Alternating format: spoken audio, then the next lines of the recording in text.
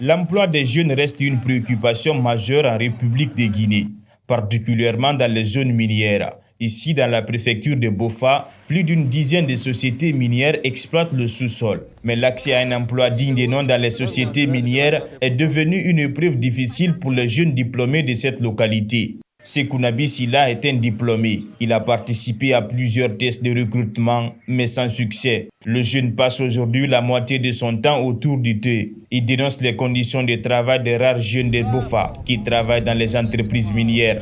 Sur le terrain, j'ai vu même des jeunes de Bofa qui transportent, c'est-à-dire les poubelles des Chinois, en âme et conscience. J'ai vu les enfants de Bofa qui sont nés ici, grandis ici. Je les vis dans les sociétés de sécurité. Bon, ils n'ont pas un emploi garanti digne de nom, honnêtement. Honnêtement. Et à tes parents, tout le monde te voit. Qu'est-ce que tu ne pourras pas, ce n'est pas l'avenir ça. C'est pour cela que beaucoup de jeunes de Bofa ont quitté ici. La plupart des jeunes diplômés de Bofa sont au chômage. Ils disent ne rien savoir sur l'importance de la présence des entreprises minières dans leur localité. Pour joindre les deux bouts, ces jeunes sont obligés d'exercer certaines activités comme taxi-moto. C'est le cas de Jean-Claude Camara, diplômé en mécanique au centre de formation professionnelle de Boké.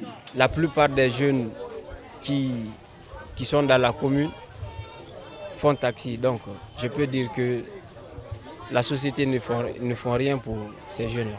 Autre difficulté des jeunes de Bofa est le manque d'infrastructures pour leur épanouissement. La maison des jeunes se trouve dans un état de délabrement total. Une situation qui plonge cette couche juvénile dans un désespoir sans précédent. Les jeunes de Bofa n'ont pas un lieu où se récréer.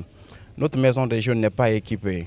Vous voyez, même si on a une conférence ou quelque chose au sein de la maison des jeunes, il y a des échos à l'intérieur. Vu que le centre n'est pas aménagé, c'est difficile de s'entendre à l'intérieur de la maison des jeunes. Donc ici, toutefois que les jeunes n'ont pas d'espace de loisirs, ils n'ont pas d'infrastructure. Vous voyez combien de fois ça peut pousser les jeunes à faire de n'importe quoi. À Bofa, les jeunes disent être marginalisés dans les sociétés minières. C'est pourquoi ces jeunes exigent le respect du contenu local inscrit dans le code minier guinéen. Ceci pour leur permettre de bénéficier des avantages des entreprises minières implantées dans leur ville natale.